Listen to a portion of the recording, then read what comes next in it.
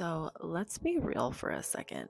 When was the last time that you were truly kind to yourself? I'm not talking about bubble baths or spa days. I mean the way you speak to yourself, especially on the hard days. If you're constantly your own worst critic, this video is for you. Today, I want to talk about something that has genuinely changed my life: self compassion, what it really means, and how to actually practice it in a way that feels realistic and not just like cliche self love quotes. Welcome back to my channel. I'm Meela Faye, and this is Mindset with Meela Faye, where we explore personal growth, healing, and becoming the best version of yourself. If you've been struggling with self criticism, self doubt, and you've been feeling just like you're not enough, I'm here to remind you you do not have to keep living that way. Let's dive in. So, what exactly is self compassion? A lot of people think it's just being nicer to yourself, but it's deeper than that. Self compassion means showing up in a way for yourself in the same care, patience, and understanding that you would offer to a close friend or family member. Here are three core elements of self compassion. We can start with self-kindness. It's a good place to start. Talking to yourself like you would talk to somebody you love and practicing loving yourself. It's not really about just being nicer to yourself. It's actually going deeper, feeling the emotions of checking in with yourself, asking how you're doing, what do you need right now? The fact that we are all humans experiencing this life together, realizing that you're not alone in your struggles can be so helpful. Also, mindful awareness. So just being present with your emotions and not judging them is a really good way to let them just be heard, feel heard, and continue to move on. Think about it. When a friend comes to you and they're upset, do you shame them? Do you tell them they're wrong? Probably not. You listen. You offer support. But when it comes to ourselves, we're often our harshest critics. It's very common, and it's also time to change that. Why is self-compassion so hard? Let's get honest. Self-compassion is hard for most of us. You're not alone in that. I struggled with this too. For the longest time, I thought being hard on myself was what kept me motivated, what kept me going.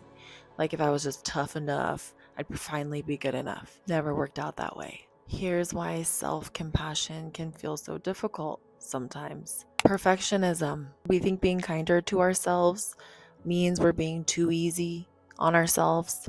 In reality, we've been programmed to think that the harder you work and the more you sacrifice, the better you're going to do. Self-compassion is where it's at. In reality, compassion actually helps us grow faster because it reduces emotional burnout, unhealed emotional patterns. Maybe you grew up hearing things like toughen up or stop being so sensitive. So it feels unnatural to show yourself and your softness now. Fear of vulnerability. Wow, does this not resonate? Being kind to yourself means facing your feelings, really facing them. And that can feel so uncomfortable at first. But here's the thing. Compassion isn't weakness, it's strength. It's choosing to be gentle, even when your inner critic is the loudest voice in the room. So again, you know what I'm here to do: break this down into realistic, actionable steps that you can take into your day-to-day life and bring into your routine. Because self-compassion is a daily practice, and we have to bring that in, remind ourselves to do it until it becomes part of our routine. Remember to rewrite your inner dialogue. You can do this at any given moment. Remember that you can flip the script. Remember that you can turn a negative thought into a positive one. Ask yourself, is this thought empowering me or is it holding me back? Give yourself permission to feel. Your feelings want to be felt. Your emotions want to be heard. And when they are honored, heard, felt, they can release. They can move through. We can let go of the ones that are no longer bringing us what we want in life. So give yourself permission to feel. If you're sad, just let yourself be sad. It's okay.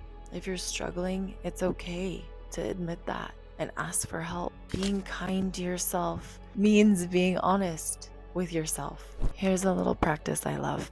Place your hand over your heart, close your eyes, and take a slow breath. Whisper, I'm here for you. I've got you. We're doing this together. It sounds simple, but trust me, it works. These words matter. It's in being with our feelings that we can reach the next level and the next step, because when we resist addressing our emotions and our feelings is when we suppress them, and this creates disease in the body, and we also cannot move forward without addressing what has happened. So in any way that you need to address the things that are coming up for you, whether it's previous emotions and traumas that need to be moved through, whether it's just a simple conversation that you had that you need to clear the energy, find these things, whatever seems to be lingering, and even if you think you're no longer bothered by it, it can still stick in your body. So energy cleansing, removal, there's tons of different techniques, and I'll be doing videos on these as well, but these are great tools to really allow those emotions to be felt. I just remember when I used to suppress all of my emotions and my feelings, I never really wanted to address them, didn't really want to feel it because it just was so painful. I was dealing with so much and I didn't really understand what was happening for me.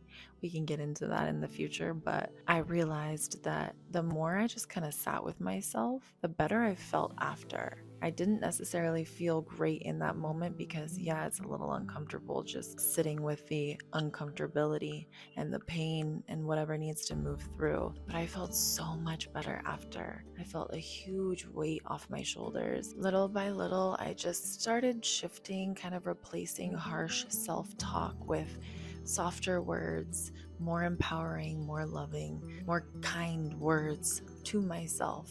And as I was feeding myself that love and that compassion, I noticed that I could give it to others, and I could really pour more of my true love and compassion for others into them, because I was doing that for me first. And let me tell you, the freedom that came with that shift changed everything. So here's your challenge this week.